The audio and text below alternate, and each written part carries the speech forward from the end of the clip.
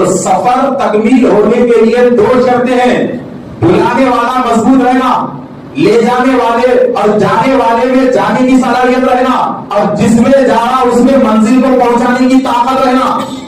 جس پہ جانا اس میں منزل پہ لے جانے کی طاقت رہنا۔ تو معراج کا سفر دیکھو، بلانے والا ان اللہ علی کل شیء قدیر،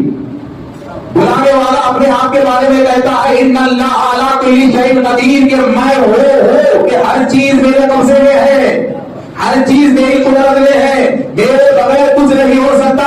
اور جس کو بلایا وہ ہے ورفعنا لک ذکرک، جس کو بلایا اس کے بارے میں کہتا ہے ورفعنا لک ذکرک، یعنی بلانے والے قدیر رب نے جس کا ذکر بلند ہے اس محبوب کو بلایا۔ اور لے جانے والے جبریل، لے جانے والے جبریل، تو تین چیزوں میں سے ایک چیز بھی اگر کمزور ہے تو سفر نہیں ہوتا۔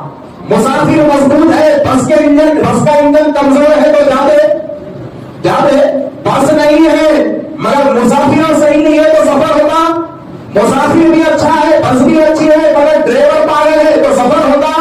نہیں ہوتا۔ تو گاڑی بھی مضبوط ہوگا، ڈرائیور بھی اچھا ہوگا، جانے والا